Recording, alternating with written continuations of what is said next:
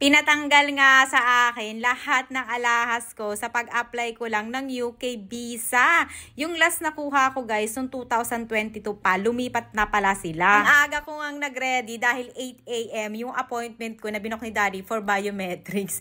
Hindi ko na rin sinuot yung mga hikaw ko na malaki kasi nga ang hirap nung tanggalin. So mahirapan ako pag doon pa ako magtatanggal. Tsaka nag-book rin ako ng Joyride para mapabilis yung pagdating ko doon. Kasi hindi na sila sa Paseo de Ruas kasi dati doon nga. Pero ngayon guys, sa Circuit Corporate Center na sila, pero Makati pa rin yan. Pagkadating ko nga, ang dami ng tao doon sa labas ng building. Hindi naman sila nagpapapasok agad-agad. Marami ring guard guys na nag-a-assist kasi marami palang country na dito lang ang kuhaan ng visa. So 1 hour early nga lang ako. Kaya nakapag-breakfast pa ako dahil yung building na yun, bes, meron lang nag-iisang coffee shop na pwede yung tambayan. Pero syempre, bibili ka dyan para makatambay ka. Kasi bawal doon tumambay sa labas ng building na yon. Kung maaga, super aga ka, wala kang tatambayan dito. Kaya kailangan talaga saktong-sakto lang kapag yung appointment mo. Ito nga tinawag na ako ng 8:33. Yung appointment ko, 8:50. So, di ba? Ang ano nila sa oras bago ka pumasok. Tapos yung pinakamaliit pa na earrings na hindi pa nag-heal, pinatanggal pa mi. Kaya nahirapan ako tanggalin. Anyway, standard lang yung kinuha kong visa. Kaya 15 days yun bago ko makuha.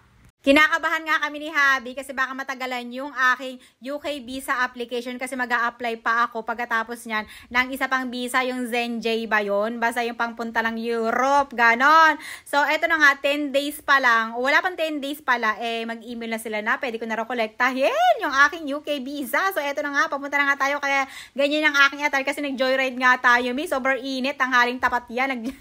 Nagmumotor ako. So, nandito na nga tayo. Meron pala dyan. Kayong tatambayan yung shopwise. Kung mapaaga man kayo, pwede kayong tumama doon kasi syempre ang init, mi. So, eto na nga pala. Pagdating ko, alas 2 pa pala yung kolektahan. 2 to 4 lang yung kanilang collection ng passport. Pwede din pala kayo magbayad ng VIPs, 400 something kung gusto mong kolektahin na agad. Yung anytime pwede mo nang kunin. Pero, hindi na ako gumano, no? So, inantay ko na lang yung 2 o'clock.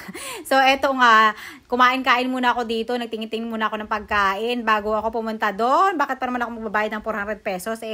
Ganun lang, puro bayad-bayad, no?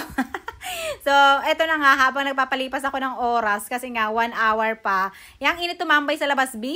Eto nga, naglagay nga muna ako ng sunsun kasi magjo-joyride na naman ako pa uwi. Diba? Sunog na yung aking mukha sa kaka-joyride kasi babalik na naman ako dito next month. So, eto na nga, pagdating ko, ang haba na pala ng pila.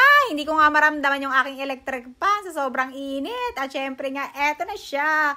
Of course, approve yan. Nasa era na nga ako ng buhay ko na gusto ko na lang yung pa-travel.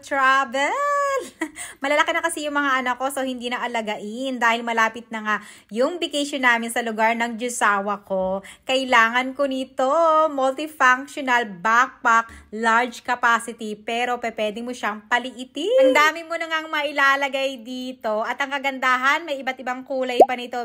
Saktong-sakto nga ito pang hand carry kapag ka sa airplane o kung meron kayong mga short vacation. Kasi parang maleta na rin yung style niya sa loob. Tignan nyo yan. Meron pang USB at eto may paganyan pa yan para hindi magusot yung inyong mga damit. At ito yung hand carry niya, mi. Ito pwede kayo maglagay ng laptop. At sa likod, meron din siyang secret pocket. At sa harap, may dalawa siyang packet. O, diba, ang dami mong mailalagay dito. O, ready na nga yan sa vacation.